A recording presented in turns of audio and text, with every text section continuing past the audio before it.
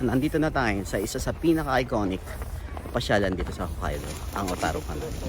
Itong kanal na to, ang pinaka-famous na Otaru Canal na may habang 1,140 meters, so halos mga isang kilometro, na kapag naglakad ka, katulad ngayong panahon na to, hindi pa pwedeng wala kang mga panlaban sa lamig katulad ng ganito.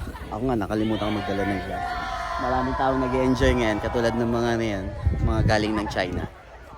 So mula dito, lalakad tayo papunta ron sa Sakayamichi, kung saan pwede tayong kumain ng lunch, mga seafoods at mga street food. Ngayon nantay lang natin yung bisita natin na matapos mag-picture. Habang lumalakad kami sa kahabaan ng Otaru Canal, nadaanan namin ang mga lokal dito na gumagawa ng iba't ibang klaseng ice sculpture na nakakadagdag ganda at kinang sa lugar na ito. Sabayan mo pa ng nakakamanghang pagbuhos ng snow na pangunahing dahilan kung bakit dinarayo ang lugar ng Hokkaido. Noong mga oras na yon ay swerteng hindi masyadong malamig at huminto ang buhos ng yelo. Kaya mas nakapag-enjoy kaming kumuha ng mga litrato at bidyong katulad nito. Nag-alayuman drone ako dito. Ang sarap makita at madinig ang mga ngiti at tawanan ng mga kaibigan ko na alam ko nag-i-enjoy sa lugar na to. Pagtawid mo mula sa Otaru Canal, ay mararating mo ang Otaru Denukikoji. Isa itong maliit na iskinita na mayroong 20 iba't ibang klaseng restaurants at mga bars, na ang disenyo ay nung unang panahon ng Hokkaido. Sa maliit na lugar na ito ay mararamdaman mo na para kang nakabalik sa lumang panahon ng Otaru. Nakarating na kami ngayon sa fish market dito sa sentro ng Sakayamachi. Dito, maladampa style ng Pinas ang sistema. Bibili ka ng seafoods at sa kanila mo na rin ito ang ipapaluto. aming kakainin ngayon. Alam niyo ba kung magkano ang halaga nito? Ito ay 2.8 kilos. Ang halaga niya ay 6 na lapad. Natakot talaga kasi laki ng ano niya, ng panipit. 6 na lapad. So sa pera natin siguro mga ano yun? Kulang-kulang 12,000, 24,000. O mga 22,000. Isang piraso nito ay 22,000 pesos. Kakainin lang namin yan. Hindi naman makakain yung shell niyan. Ito na ang aking mga magagandang bisita. Sabay naman dyan. Saktong-sakting dating nila kasi nag-snow din. Pasok na tayo sa loob ng restaurant. Kain na tayo. Tirahin na natin yung 24,000 na halagang palangka na yan. Ito yung restaurant na katabi ng seafood market, kung saan pwede ka na magpaluto at mag-dine-in. Habang inaantay namin na dumating yung king crab, umorder muna ako ng kaisendong. Isa itong famous na Japanese dish na ang ibig sabihin ay kaisen, fresh seafoods, don na galing sa salitang donburi na ang ibig sabihin naman ay rice bowl, kaya naging kaisendong. Rice bowl topped with fresh seafoods. Dito sa Japan, isa ang Hokkaido sa may pinakamasarap na seafoods na matitikman mo. Kaya maraming turista ang dumadayo, matikman lang ang mga ito. Tulad nitong sariwang hipon na manamis-namis hanggang ulo. At dumating na nga ang pinakaantay naming king crab ng Hokkaido. Sa laki at sarap nito, sa galamay pa lang, sold ka na. Ito, ganito to. Hindi pwedeng maarte ka kapag kinakain mo yung mga ganitong crab. Tingnan kakamain mo na ito.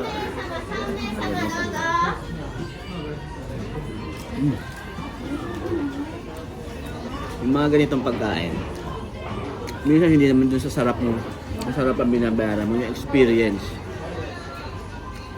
Kasi sobrang mahal nito para sa 6 na lapad. Pero okay lang kasi may pambayad naman yung bisita natin. Palagay dun. Ang gagawin? Tapo na lang. Hindi. Bawal. I-shop doon. Alam mo, tatantanan kita. 24,000 kaya. Pagkatapos namin mag-seafoods mukbang, ay dumiretso na kami agad sa Otaru Aquarium para mapanood ang Penguin Parade na isa sa mga highlights ng lugar na to. Sobrang saya talagang makita ng malapitan ang mga penguin na lumalakad na parang mga sundalo sa iyong harapan.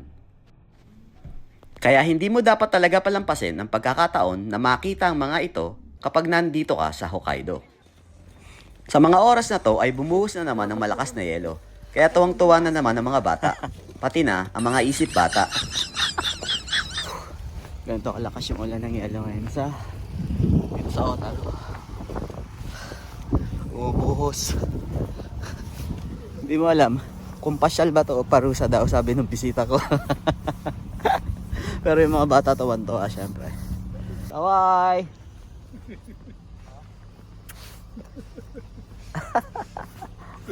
Ayun yung lolo ng mga penguin. Ayun. Nandito na tayo ngayon sa Takino Susuran Cemetery, kung saan makikita mo yung mga moai heads na to, yung Hill of Buddha na nandun sa kabilang side, at yung mga Stonehenge na nandun sa kabilang side. Iikutin natin tong lugar na to sa ganito kalamig na panahon. Marami ng turista, so kailangan nating simulan na mag-ikot para makaalis din tayo agad, para makapunta tayo ron sa ating second stop na Takino Snow World naman, para makapag-ski mga bata.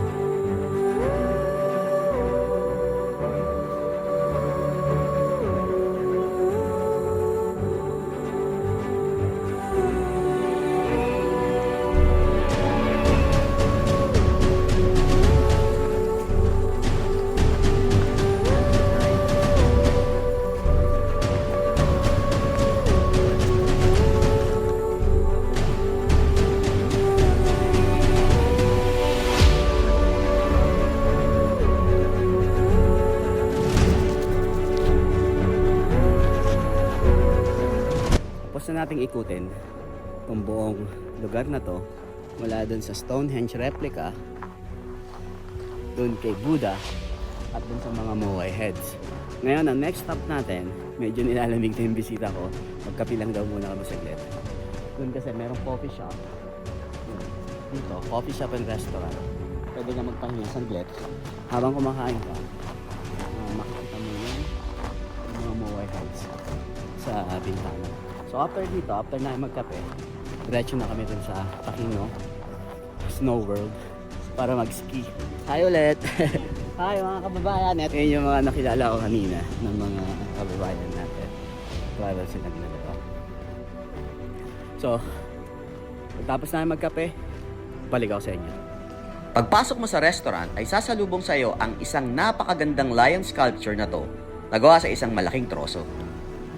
Sa loob ay pwede kang pumili ng upuan kung saan may pinakamagandang view ng mga moai heads. Napakaganda talaga ng lugar na to, kahit anong panahon, mapa-summer man o winter.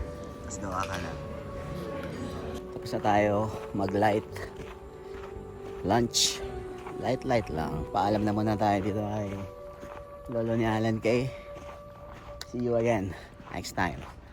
Punta na tayo sa susunod destination natin sa Takino Snow World.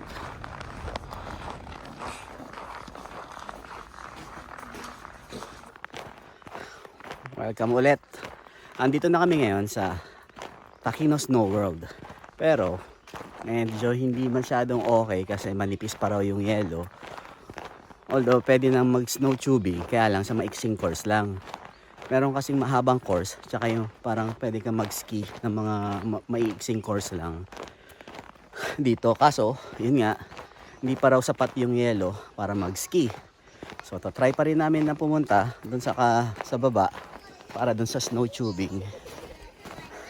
Actually, first time ko rin kasi dito kaya hindi ko pa alam kung anong mga i-expect natin. Hindi ko masabi kung ano yung mga makikita dito saka yung pwedeng gawin. Lagi ako nagpupunta rito kapag spring at fall. Pero ngayong winter, first time ko. So, tingnan lang natin kung anong meron. Itong mga nasa likod ko, ito yung mga tinatawag, ito yung mga literal na Christmas tree. 'Di ba? As in, pine tree, may snow, malaki. Ba't ganun? Ang puti ng mukha ko. Nagre-reflect yung yelo. Dala ko na ngayon yung camera bag ko para makapag-video sana tayo na maganda. Kaso, lakad-lakad muna tayo. Ito na yung tube area, snow tubing area. Matakbo na dun si Tatang. Pero kahit ganito lang, ang ganda. Unang-una, sabi ko nga, Kuripo Tour Guide, nandito kayo na pwede kayo maglaro dito ng walang entrance fee. Dahil ito ay government park, kaya ang pagpasok dito ay walang entrance fee. Pati paggamit ng mga snow tube, libre din. So tatry natin kung paano yung sistema. Sabihin ko sa inyo mamaya. Simple lang naman ang sistema dito. Pipila ka, aantayin mong matapos yung iba na magpadulas, tapos ipapasa mo sa mga nakapila yung snow tube para lahat maka-experience ng masayang activity na to. Pero dahil hindi pa nga sapat yung snow noong mga panahon na yon, hindi masyadong madulas at mabilis yung pagbaba ng snow tube. Kita naman sa mukha ni Steph, di ba? Boring! Isang malungkot na balita mga ka-road trip. Kung ngayon kayo pupunta dito, hindi worth it na pumunta ngayon kasi manipis palaw. Nabubulol ako kasi lamig. Manipis pa raw yung yelo para makapag snow tubing at mag-ski dito sa Takino Snow World.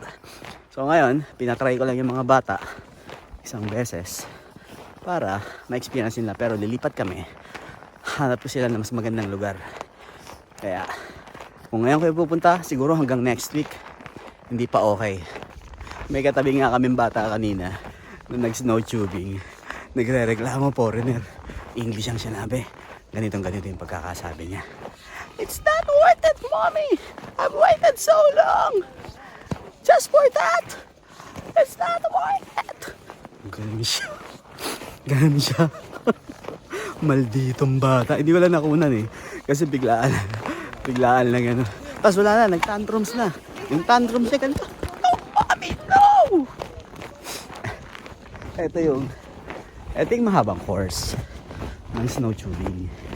Dito, ito yung halos mga 400 meters. Tulad yan. Yan. Merong yellow line. Yellow line na to. Ibig sabihin, so, no admit. No entry. Ito yung course na mahaba.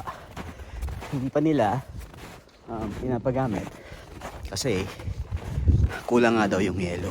Sa dinami-dami ng buhos ng yelo kahapon, kulang pa ba yun? Ito yun, dito sana yung maganda. So ngayon, wala tayong magagawa kundi lumipat ng lugar. Ayoko mapahiya sa mga bisita ko, kaya hanap ko sila ng bulubuntuking umaapaw sa yelo. Hindi katulad nito. Yung yolo natin, kawawa naman, naawa ako. Ay, di kasi magpaiwan eh.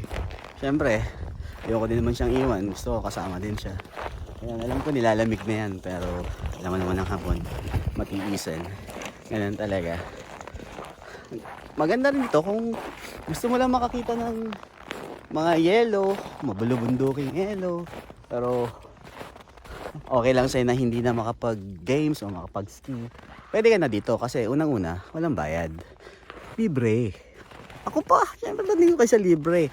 Kaya lang, yung mga batang kasama ko, gusto talaga nilang ma-experience kahit yung maiksing course lang ng ski. Kaya kailangan natin magkambate para ihanap sila ng bundok kung saan sila pwede mag-ski. Tatang paikot-ikot, nagpapainit, tumatapat sa araw. Wawa naman. Ito yung parang sinasakyan na gondola ba tawag dyan? Ayun. Na, ano, kita mo ngayon, hindi pa gumagana, patay pa. Kasi nga, walang yelo. Shogunai. Siguro mga after 1 week pa. Or mga after New Year, okay na tong lugar na to. Pwede na kayo magpunta. Re-recommend ko na magpunta. Pero ngayon, wag. Baka ma-disappoint lang kayo. Nandito na tayo ngayon sa Mount Moiwa Ropeway. Pili lang tayo ng ticket para doon sa mga bisita natin. Para makakit hanggang doon sa taas ng Mount Moiwa. Mount Moiwa Ropeway. Let's go. So mula dito sa ground floor, galing doon sa parking, kailangan mo sumakay ng escalator papunta ron sa 4th floor kasi nandun yung ticket information sa 4th floor. So dito kami ngayon sa bilihan ng ticket. Bawat isa ng adult ay 2,100. Child, bata, ay 1,000. Easy. Ima, ato 3分. May oras yung pag-akyat ng ropeway, naka-schedule. So desu ne. Hai. So alas 2 yung akyat ng ropeway. Balik. Para hindi masayang yung oras nyo, i-double check yung mabuti yung time ng ropeway para ma-maximize nyo yung oras nyo kapag nandun na kayo sa taas ng Mount Moiwa. At siguraduhin nyo din na huwag mawala yung ticket nyo para hindi kayo maabala. Dahil kailangan nyo ito hanggang pagsakay ulit pababa. So, hi, konnichiwa. Isang tip lang mga ka-road trip. Mas magandang mauna kayo sa pila para makapwesto kayo sa unahan at makakuha ng magagandang picture at video katulad nito. Dito, makikita mo kung gaano kagalang at matulungin ang mga Japanese staff dito. Handa silang tumulong at magturo sa lahat ng mga turistang nandito. So mula rin sa unang gondola lang sinakyan natin, sasakay pa tayo ulit ng isa pang gondola, paakyat doon naman sa summit ng Mount Moiwa. So pagka ganon, wag niyong itatapon to, nakakala nyo okay na. Kailangan pa to ulit pagsakay. Ayan o, may namimigay pa dito. Hindi ko alam kung kilala siya, inulaw ko lang. Maka hello lang. Walang pakialaman, bakit? はい、お待たせしました。ご利用ありがとうございます。 Yan. So, dalawa na ang butas ng ating. Ito na yung pangalawang gondola na sasakyan mo, paakyat mismo doon sa summit ng Mount Moiwa.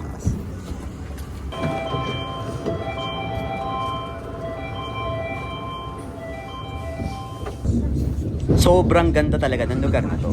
Na sa kahit anong anggulo mo siya tignan, makikita mo kung gaano kaganda ang kalikasan dito. Nandito na tayo ngayon sa pinaka-summit, sa pinaka-top. Pagbaba mo sa pangalawang gondola, ay kailangan mo pang umakyat sa hagdan na to at pagkatapos niyan, ay bubulaga na sa harapan mo ang pinaka-famous at dinarayong Bell of Happiness dito sa Mount Moiwa. Siyempre kailangan makikalembang din tayo.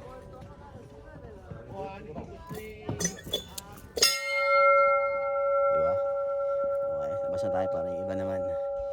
Ayon sa kasaysayan ng lugar na to, kapag nagkabit kayo ng padlock ng jowa o asawa mo dito, may forever na daw kayo. Kailangan ko ng tinga. Panuntenga ko dahil malamig.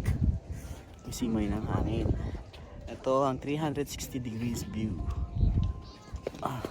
ng Sapporo. Lakari lang natin.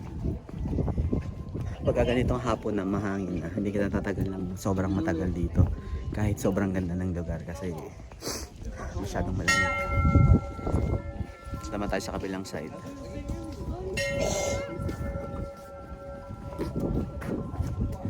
Tingnan natin siya.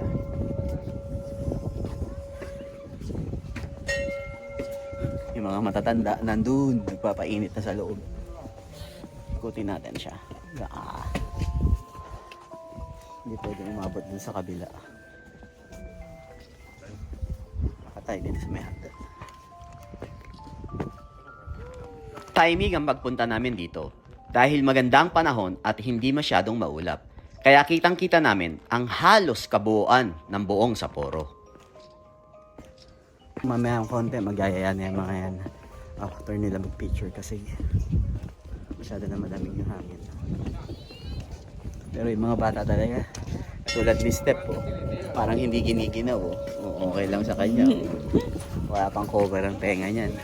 Pero kami may mga edad na, wala na. Nakape sila doon. Ikutin muna natin ng konti itong Mount Moiwa. Pwede kang bumaba hanggang dun sa baba. Tara, baba tayo. Nandun sila sa taas. So mga ilang minuto pa, pwede pa tayo mag-ikot-ikot. Dami nating mga kababayang Pilipino ngayon dito na mga nakaka-LL. Ako L lang. Ma-L lang. Sila mga nakaka-LL. Yan yung grupo ng Pinoy na nakasabay namin dito. Enjoy na enjoy sila sa paglalaro sa snow. Halos umabutan na din namin ng takip silim na talaga namang napaka-romantiko kung kasama mo ang mga mahal mo sa buhay dito. Ganda rito kasi overlooking mo pa rin. Kung meron nga sana tayong dalang yung laruan ng bata, pwede na dito mag-slide eh. Paano kami ngayon ng ropeway? Dito na nagtatapos ang araw na to at ang vlog na to. Kung nagustuhan mo ang video na to, please like, share, and subscribe. Comment ka na rin para sa mga susunod na video. Bye-bye! Sakay na kami ng ropeway.